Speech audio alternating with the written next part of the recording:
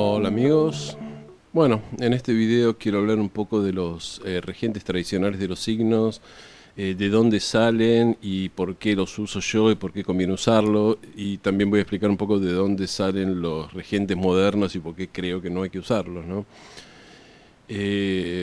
Bueno, acá tenemos la rueda de cada signo con su regente.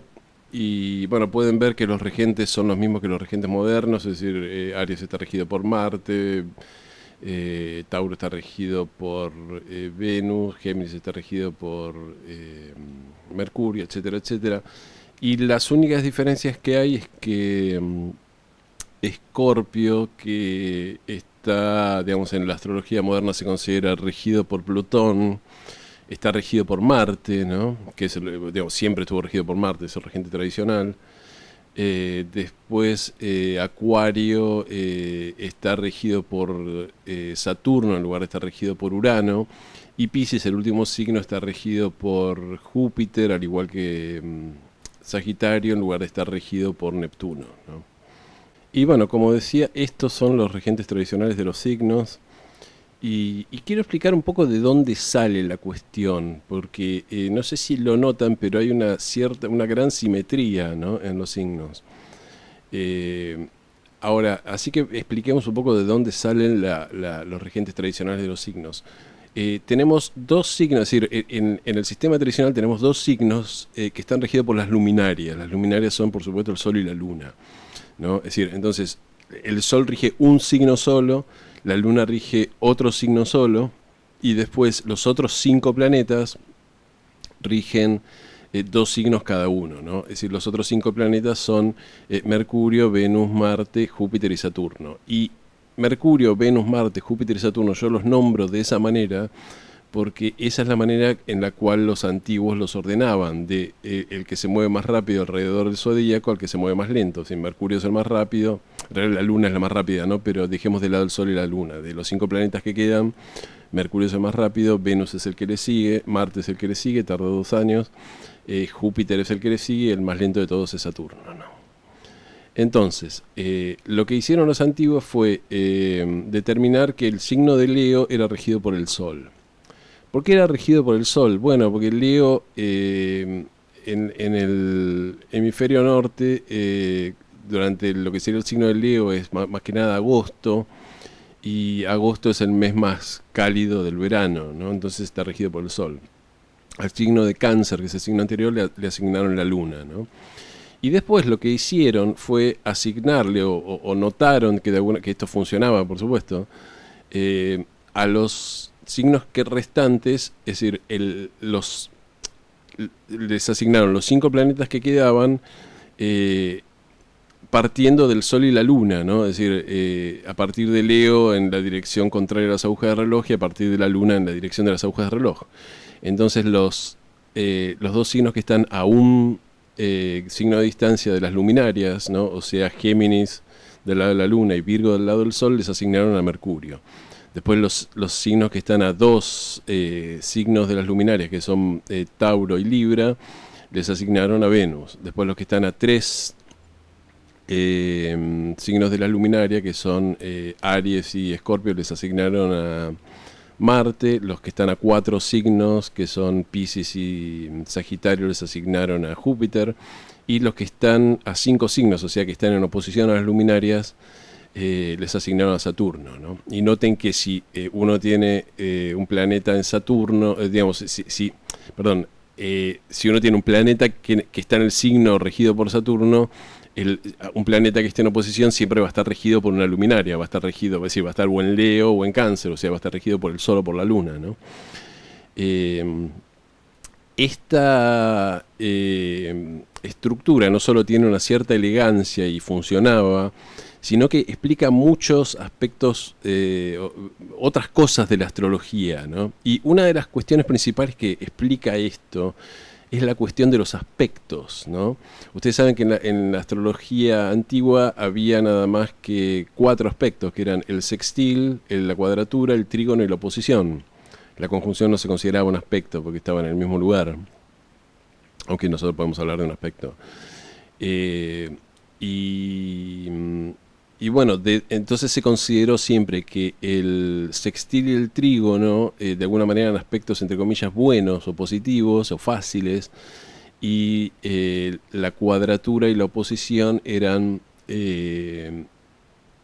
aspectos un poco problemáticos o difíciles o malos, ¿no? ¿Y de dónde sale esto? Bueno, ahora se lo voy a mostrar.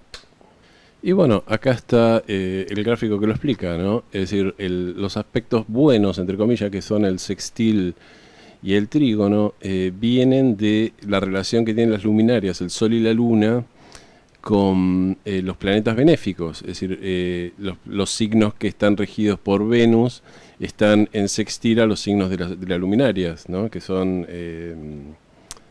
Tauro y Libra, ¿no? Y los dos signos que están en trígono, ¿no? Que son Piscis y Sagitario, están bueno, regidos por el otro benéfico que es Júpiter, ¿no? Que en realidad es el benéfico principal.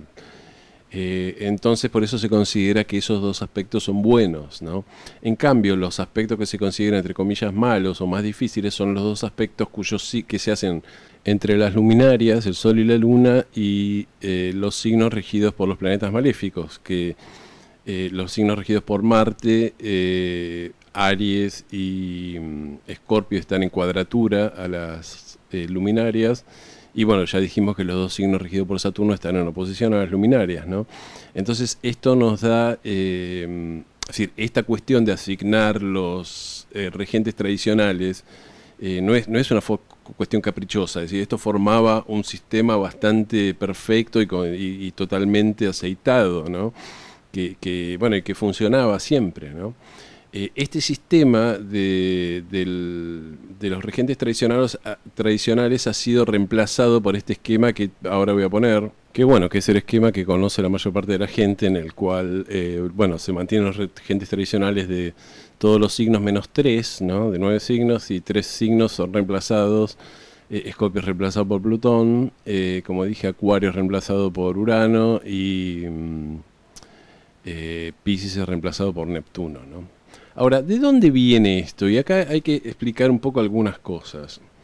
Esto viene, bueno, obviamente hay una cuestión muy interesante, que es que en 1781, ¿no? Y se descubre el planeta Urano por un señor llamado Sir William Herschel. El planeta Urano en realidad es visible a simple vista, es decir, los otros, siempre se dice que los 7 planetas son visibles a simple vista, pero el resto hubo que descubrirlos a través del telescopio. En realidad hay ciertas partes del cielo donde Urano es visible a simple vista, pero era tan tenue la luz y se movía en forma tan lenta que no se lo reconoció nunca como un planeta, ¿no?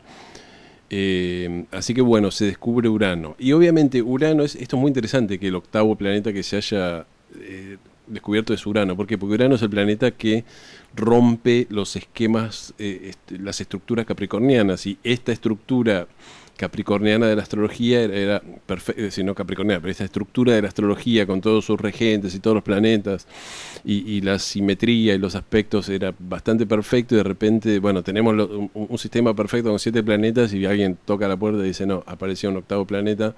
¿Y quién es el octavo planeta que apareció para molestar y rompernos todas las estructuras y todas las que creíamos saber? Obviamente Urano. Así que ese es el rol de Urano.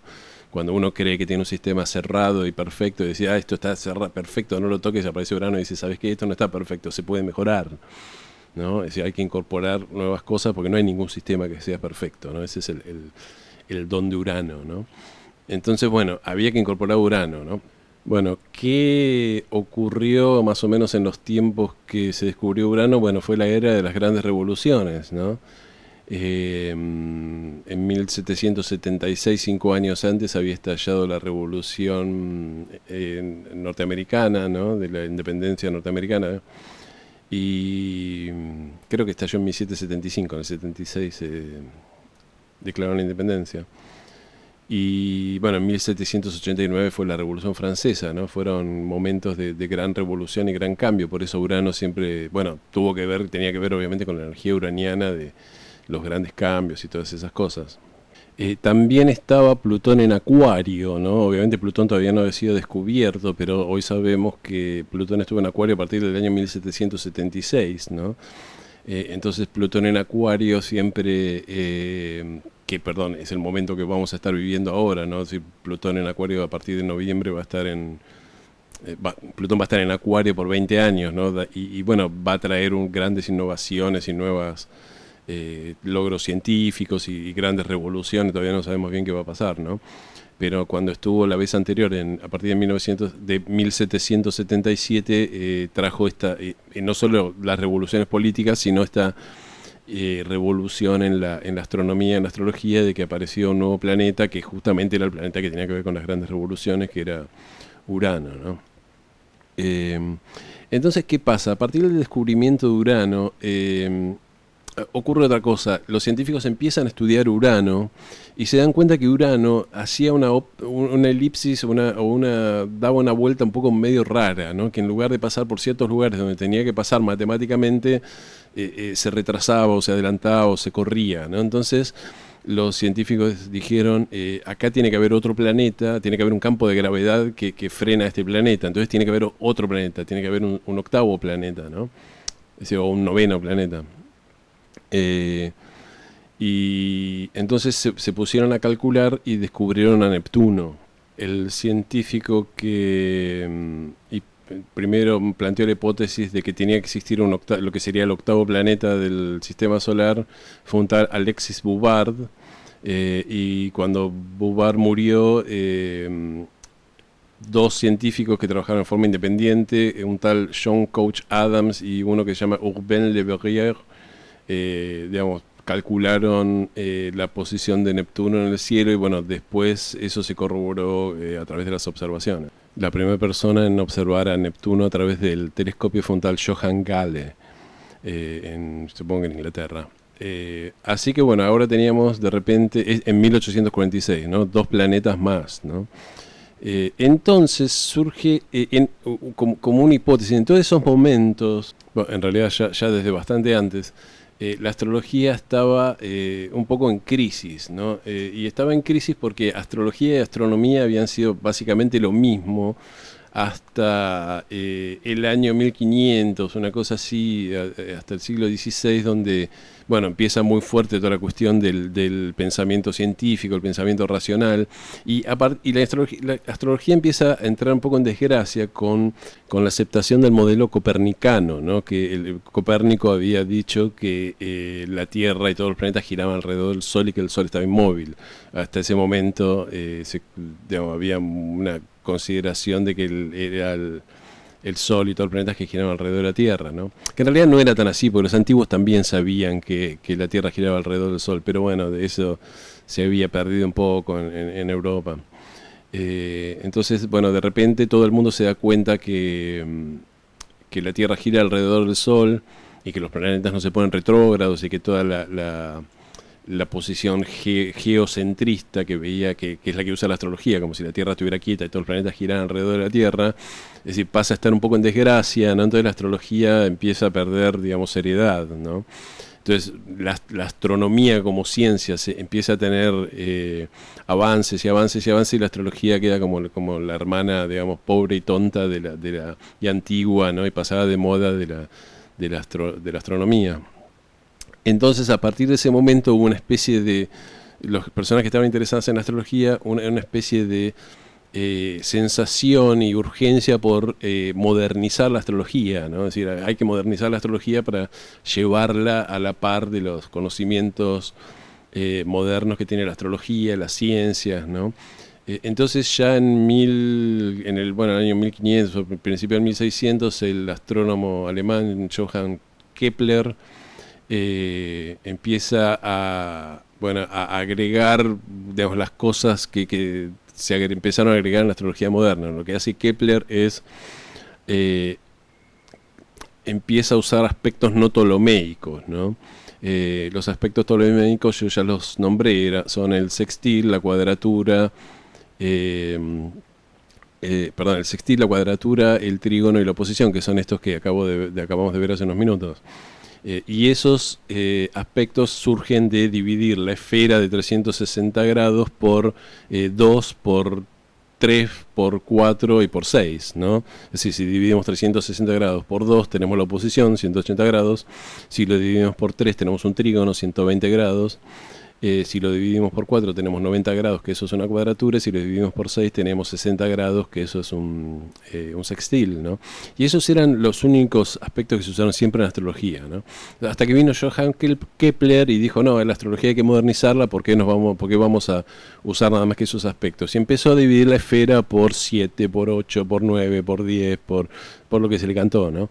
Entonces, por 12, ¿no? Entonces ahí surgen el biquintil, el quincurcio, el semisextil, el semi no sé qué, empiezan a salir aspectos de todos lados. Entonces la conclusión es que todos los planetas tienen aspecto con todos los otros planetas y se crea toda digamos, todo un despelote, porque ya se puede decir cualquier cosa porque todo está en aspecto con todo, ¿no? Yo he visto astrólogos medio caraduras acá en internet. No es que quiera hablar mal de mis colegas, pero he visto, por ejemplo, gente que está hablando de la carta de un asesino serial y dice, fíjense que acá en la luna del asesino serial está en un biquintil a Plutón, entonces por eso es un asesino serial. Y no, la luna no tiene ningún contacto con Plutón, y aunque tuviera un contacto con Plutón, hay gente que tiene, digamos, un montón de gente tiene luna conjunción Plutón y no es asesino serial. Entonces busquen un poco más, no inventen un aspecto, ¿no? Es decir, lo malo de tener todos esos millones de aspectos dando vueltas es que cualquiera, si vos me decís estoy deprimido, yo te puedo mirar la carta y decir, no, pero tenés un semisextil entre Saturno y no sé qué, entonces por eso estás deprimido. No inventemos aspectos, ¿no? Es decir, lo que está en la carta está y lo que no está, no está. Pero bueno, esta era digamos, la manera de pensar cuando surgen los nuevos planetas, ¿no? Entonces surge una hipótesis que tenía sentido en ese momento, de decir, los antiguos tenían solo 7 planetas porque era lo que tenían, era lo que podían ver con el ojo, digamos, desnudo, sin usar telescopio. Entonces tuvieron que usar 2 regiones, es decir, estos 5 planetas, ¿no?, de Mercurio a Saturno tuvieron que estar repetidos porque no alcanzaban los planetas. Pero ahora que somos más modernos y tenemos telescopios, van apareciendo planetas nuevos, entonces vamos a reemplazar los planetas que están divididos, ¿no? Entonces, en lugar de que haya 2 signos de Mercurio, 2 signos de Venus, 2 signos de Marte, etcétera, etcétera, va a quedar uno solo, y los otros signos, a los signos que están repetidos, le vamos a encontrar cada uno un planeta que tenga más que ver con su esencia, ¿no? Entonces, bueno, aparece Urano y dicen, bueno, Urano tiene obviamente que ver con el signo de Acuario, va a ser el regente moderno de Acuario, el que va a reemplazar a Saturno, porque Saturno no era era el regente transitorio, ¿no? Pero ahora el verdadero regente es Urano, ¿no? Lo mismo ocurrió cuando aparece Neptuno, dicen, bueno, Neptuno tiene mucho que ver con Piscis, va a ser el regente verdadero de Piscis, abandonamos a Júpiter, que era el regente transitorio, pues Júpiter en realidad tiene que ver con Sagitario. En 1930 aparece Plutón, y Plutón dicen, bueno, Plutón tiene que ver con la muerte, con no sé qué, con la conversión de la materia en energía, eso tiene mucho que ver con Escorpio, va a ser el regente verdadero de Escorpio, ¿no? Y entonces, siguiendo esta línea de pensamiento, Marte se va a quedar con un solo signo, que es Aries, y el otro signo de Marte va a estar con su verdadero regente, entre comillas, que va a ser Plutón. Júpiter se va a quedar con un solo signo, que es Sagitario, y el verdadero regente de Piscis va a ser Neptuno, que ya lo encontramos, y el verdadero regente de Acuario va a ser Urano. Entonces Saturno se va a quedar con un solo regente, que es Capricornio. Entonces quedan dos signos de Mercurio, 2 signos de Venus, ¿no? Pero bueno, ya vamos a ir encontrando los más planetas que van a reemplazar eso.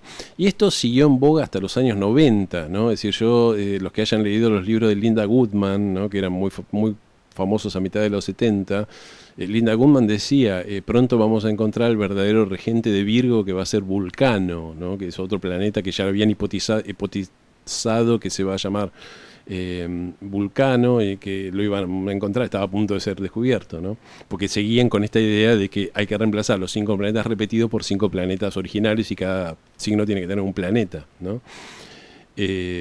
Bueno, Vulcano nunca apareció, entonces en los años 80 o 90 surge la idea de que en realidad el verdadero regente de Virgo iba a ser Quirón.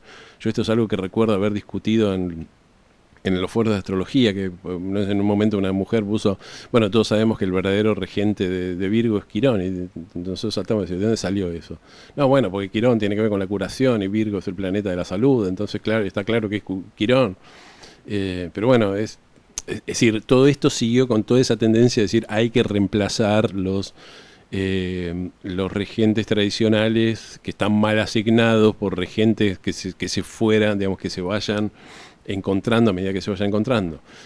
Para esto ya en los años 30 había surgido Rudyard, ¿no? Que era el astrólogo que intentó, bueno, que crea de alguna manera la astrología psicológica, entonces ya la astrología no tenía que ver con los regentes, con los maléficos, con los benéficos, sino que tenía que ver con el inconsciente colectivo y con las cuestiones que pasaban internamente con las personas, ¿no? Entonces era, digamos, todo lo que tiene que ver con la astrología moderna, la astrología incluso humanística, eso. Pero bueno, eso yo creo que fue un avance en cierto sentido. Yo hice mucha terapia y yo creo en las cosas que dice Jung y usar la astrología para hacer para comprender mejor una persona y el inconsciente y las cosas que le están pasando. Pero bueno, también se empezaron a decir todos estos disparates que surgían de esta idea de que había que modernizar a toda costa la astrología, ¿no? Y el mayor argumento que hay a favor de seguir usando los regentes tradicionales proviene de una técnica llamada astrología horaria, o una rama de la astrología, mejor dicho, que es la astrología horaria. Ahora, quiero aclarar esto. Yo estoy haciendo este video porque en cada video que posteo siempre hay alguna persona que aprendió un poco de astrología y le dijeron el regente de Piscis es Neptuno, el regente de Urano, perdón, el regente de Acuario es Urano. Entonces cuando yo tomo los regentes tradicionales me dicen, no, pero el regente de Piscis es Neptuno, ¿por qué tomás a Júpiter, no? Y que no sale de dónde viene. Como esta gente no sabe mucho de astrología, voy a explicar, seguramente tampoco saben lo que es la astrología horaria, así que voy a explicar muy brevemente qué es la astrología horaria. La astrología horaria era una técnica que una persona hace una pregunta de cualquier cosa que quiera saber y levanta una carta natal en el momento que enuncia la pregunta y se fija los planetas en el cielo y los planetas en el cielo le responden la pregunta, ¿no? Esta era la técnica increíblemente más usada por los astrólogos. Ahora pensamos en la astrología y pensamos que la astrología es la carta natal de la persona. Es decir, que alguien va a ver un astrólogo para ver su carta natal y que le hablen de él. Pero esto no era el caso en el siglo, no sé, XV, XVI, XVII. La gente iba al astrólogo para hacer preguntas concretas y el astrólogo respondía esas preguntas con cierta precisión, ¿no? Por ejemplo, una chica que le gustaba a un chico iba a ver al astrólogo y le decía, me gusta fulanito, me va a dar bola, no sé, voy a terminar de novia con él o no. Entonces el astrólogo levantaba una carta de ese momento, levantar una carta, obviamente no había computadoras, había que hacerlo a mano, pero los astrólogos lo hacían en pocos minutos porque estaban muy aceitados en esta técnica. Y se fijaban, ¿no? Entonces decían, la persona que hace la consulta, la chica que le gusta al chico, tiene que ver con la casa 1, entonces ¿cuál es el regente de la casa 1? El regente de la casa 1 nos va a dar la respuesta con respecto a la chica. El chico va a ser la casa 7, ¿no? Porque es la pareja, entonces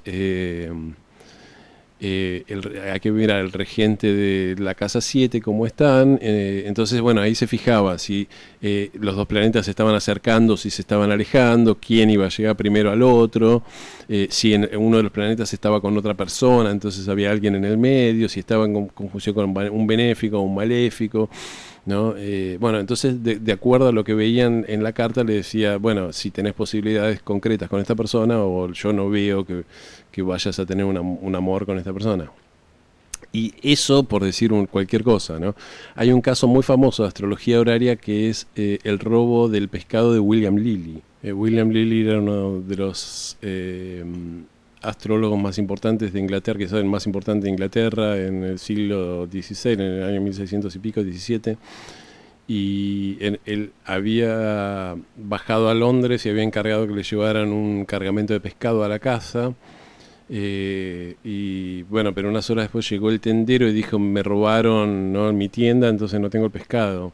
Entonces William Lilly levanta una carta para ver dónde estaba, si podía encontrar al ladrón. Entonces se da cuenta que le parece que Júpiter indicaba al ladrón y Júpiter estaba en Escorpio, que era un signo de agua, entonces dice el ladrón vive cerca del agua, entonces empieza a fijarse mejor dónde puede ser, llega a unas casas que había entre la casa de él y cerca de la casa del tendero, no sé dónde era, y, y bueno, empieza a preguntar y le dicen, en esa casa vive una persona que se sabe que es ladrón, ¿no? Un hombre que es ladrón. Entonces William Lilly va a la policía y dice, tengo serias sospechas de que soy astrólogo y tengo serias sospechas que en esta casa está un cargamento de pescado que me robaron, ¿no?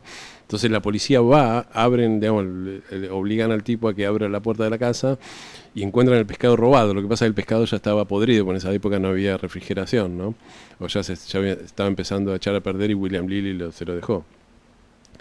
Pero obviamente estas técnicas eran tan... Es decir, William Lilly era famoso por la precisión de las respuestas que daba, porque usaba... Todas estas técnicas eran muy precisas, ¿no? Justamente, había que seguirlas al pie de la letra, ¿no? Y justamente en astrología horaria a nadie se le ocurriría usar los regentes modernos. Es decir, si uno quiere precisión tiene que usar los regentes que se usaron toda la vida y que en este tipo de técnicas, que son los regentes tradicionales, ¿no? Entonces el regente de Acuario va a ser Saturno, el regente de Escorpio va a ser Marte y el regente de Piscis va a ser Júpiter, ¿no? Y lo mismo pasa en las cartas natales, las cartas mundanas. Es decir, yo no... A ver, sí creo que Urano tiene que ver con, obviamente, con Acuario, que probablemente esté en domicilio en Acuario. Plutón puede ser que esté en domicilio en Escorpio, y Neptuno puede ser que esté en domicilio en Piscis, ¿no? Pero no creo yo creo que es un error tomarlo como los regentes. Entonces, si uno dice tengo tal cosa en Escorpio, fijarse el estado de Plutón. Hay que fijarse el estado de Marte, que es lo que se hizo durante miles de años en astrología y siempre funcionó bien, ¿no? Ahora voy a postear otro esquema en esta pantalla, que esto es algo que escuché hablar al astrólogo Jerry Brignone, un astrólogo argentino que dio clases en el CABA, en el Centro Astrológico de Buenos Aires, y que es muy interesante, ¿no? Que, a ver, ya que la hipótesis es esta, ya que los antiguos otorgaban dos signos a cada planeta, ¿no? Había dos signos de Mercurio, dos signos de Venus, dos signos de Marte. ¿Por qué no le asignamos nosotros dos signos a los planetas nuevos que aparecieron, ¿no? Y la respuesta yo ya la dije, porque se le asignó un solo signo, ¿no? A Plutón, un solo signo a Urano y un solo signo a Neptuno, porque estaba esta idea loca de que había que reemplazar los regentes tradicionales con los regentes modernos, porque se iban apareciendo nuevos planetas y había que reemplazar la mitad de los regentes, ¿no? Pero entonces, por ejemplo, vamos a tomar Plutón. Plutón se lo considera el regente o que se lo considera como que tiene que ver con Escorpio, está en domicilio en Escorpio. ¿Por qué? Porque, bueno, tiene que ver con la muerte. Bueno, pero ¿por qué no está en domicilio en Aries? ¿No? Plutón no tiene nada que ver con Aries. Bueno, Plutón sí es la muerte, digamos. Bueno, Aries es el planeta del guerrero y de la guerra. ¿La guerra no tiene que ver con la muerte? Yo creo que sí tiene que ver con la muerte. Hay muchos astrólogos que dicen tendríamos que volver a la idea de que si apareció Plutón tiene que pertenecer a dos signos, no solo a uno, ¿no? Otras personas dicen, no, lo que pasa es que Plutón tiene que ver con la energía atómica, entonces la energía atómica tiene que ver con la materia que se convierte en energía, eso tiene más que ver con Escorpio. Sí, tiene más que ver con Escorpio, quizás, pero también es cierto que la bomba atómica, que tiene mucho que ver con Plutón, se llevó a cabo y se logró, digamos, hacer bombas atómicas por toda la investigación que hubo en la Segunda Guerra Mundial por la guerra, y de hecho se arrojaron bombas atómicas en la guerra, ¿no? Contra Hiroshima y Nagasaki, ¿no? Entonces, yo no, y de hecho hay un montón de bombas atómicas que si se arma una guerra nos destruirían al mundo, así que yo no veo que Plutón no tenga que ver con Aries. Plutón tiene mucho que ver con Aries, ¿no? Lo que pasa es que no está considerado canónico asociarlo con Aries, pero podría estar perfectamente. Subamos un signo. Piscis está regido por Neptuno o podremos decir que Neptuno tiene domicilio en Piscis, está bien. Ahora, Neptuno no tiene nada que ver con Sagitario, es decir, Sagitario es el signo que busca a Dios y a las verdades únicas. Neptuno no nos puede decir nada acerca de Dios y de las verdades únicas, es decir, Neptuno de alguna manera lo que nos dice es que más allá del plano de Saturno, que es el plano material en el cual estamos viviendo, existe una realidad donde de alguna manera todos somos uno y todo es uno y todo, es decir, las leyes de Saturno no se aplican. Eso no tiene nada que ver con Dios y no tiene nada que ver con la religión, la espiritualidad y las verdades últimas que es Sagitario. Yo creo que sí, ¿no? Es decir, no sé por qué Neptuno solo se aplica a Piscis, no tiene que ver con Sagitario. Yo creo que tiene mucho que ver con Sagitario. Y tomemos el caso de Urano y Capricornio. El caso de Urano y Capricornio es mucho más difícil de establecer porque podría haber una cierta pertenencia de Urano a Capricornio. De hecho, Urano es el planeta de las revoluciones que quieren cambiar las estructuras y Capricornio es un signo que tiene que ver con las estructuras, con mantener las estructuras, que es el signo conservador, ¿no? Y es el signo que tiene que ver con justamente que parece ser todo lo opuesto a Urano. Entonces acá es una de las cuestiones más difíciles de decir, bueno, cómo podría pertenecer Urano a Capricornio, ya que Capricornio tiene que ver con las estructuras y Urano es el planeta que rompe las estructuras. Sin embargo, tiene algo que ver, porque tiene que ver en el sentido de que Capricornio son las estructuras de poder. Y Urano, entre otras cosas, es el avance tecnológico, ¿no? Y el poder necesita el avance tecnológico. Si yo quiero mantener el poder, tengo que estar, tengo que poseer la última tecnología, ¿no? Porque si no poseo la última tecnología, enseguida pierdo el poder, ¿no? Si yo tengo un ejército y voy a luchar contra otro ejército y el otro ejército tiene arcos y flechas, si yo tengo cañones y escopetas, probablemente gane yo la batalla, entonces probablemente el poder quede de mi lado, ¿no? Y si yo tengo que, no sé, hay que a una empresa rival, somos dos empresas rivales y tenemos que sacar, no sé, lanzar un satélite al espacio. Yo tengo computadoras y la otra persona está haciendo los cálculos a manos y bueno, yo voy a lanzar primero el satélite y yo me voy a quedar con los contratos de ese satélite, ¿no?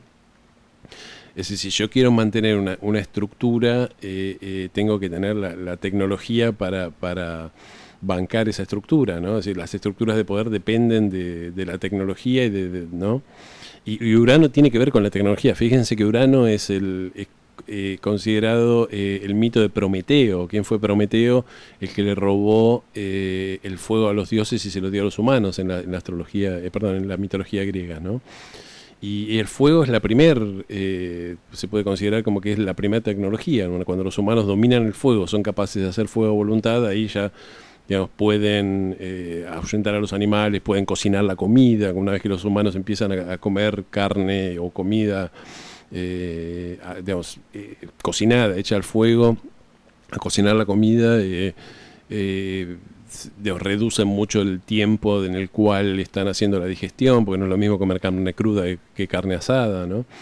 Entonces, ahí comienza un poco, si se quiere, la civilización humana, ¿no? Y Urano es el planeta de la civilización. Entonces, si uno quiere tener poder dentro de la civilización, tiene que estar siempre usando la tecnología de vanguardia, ¿no?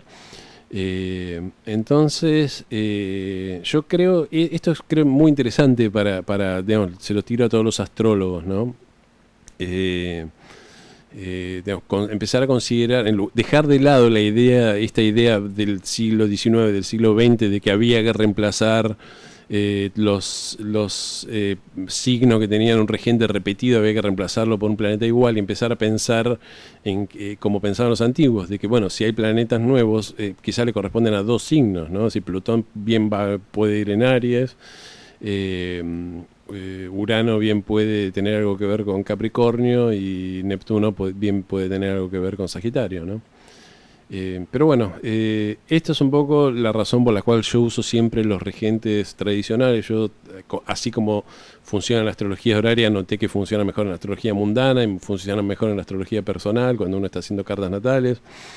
Y yo uso los planetas nuevos, uso Plutón, uso Neptuno y uso Urano. Es decir, los que me siguen en mi canal saben que yo tengo en cuenta el significado de esos planetas. pero no los uso como regentes de los signos que se supone que son, porque para mí eso es digamos, no es exacto usarlos como regentes. Hay astrólogos tradicionales que no usan esos planetas porque dicen que, por ejemplo, que el significado de Plutón ya estaba metido en el significado de Saturno, ¿no? Por ejemplo, y que el significado digamos, que Saturno antes significaba la muerte, entre otras cosas. Mientras que el significado de Neptuno, que tiene que ver con encontrar las verdades últimas, ya tiene que ver con Júpiter y con esta cuestión de Júpiter de encontrar a Dios y las verdades últimas, ¿no? Hay algo de eso, pero a mí me gusta usarlo, yo creo que aportan. No es lo mismo la energía de Plutón que la energía de Saturno, son energías diferentes. Y, pero bueno, este video tiene que ver un poco como respuesta a todos los que me dicen, no, pero el regente de Acuario es Urano, el regente de Piscis es Neptuno, no. Creo dejar claro acá por qué yo no los uso y por qué no creo que lo sean, ¿no? Por supuesto, cada astrólogo tiene su manual y digamos que hay astrólogos que lo usan, astrólogos que no lo usan. Pero me parece que es importante saber de dónde viene cada cosa y que cada astrólogo entienda. Obviamente yo cuando empecé a estudiar astrología también me dijeron el regente de Acuario es Urano, y muchos años después entendí por qué era Urano y por qué se me habían dicho que era Urano y por qué a lo mejor no convenía usar Urano, ¿no? Entonces yo lo que quiero es mostrarles a ustedes un poco más digerida la cuestión, como diciendo, miren, no es solo que es Urano, vamos a saber de dónde sale que es Urano y vamos a ver los argumentos a favor de lo que dicen que es Urano y los argumentos a favor de lo que dicen que tiene que ser Saturno, ¿no? Pero bueno, vamos a dejar acá que ya se hizo un video bastante largo. Como siempre les pido que me den un me gusta si les gustó el video, que se suscriban al canal, que toquen la campanita si les interesa mi contenido. Y bueno, nos vemos en el próximo video. Muchísimas gracias.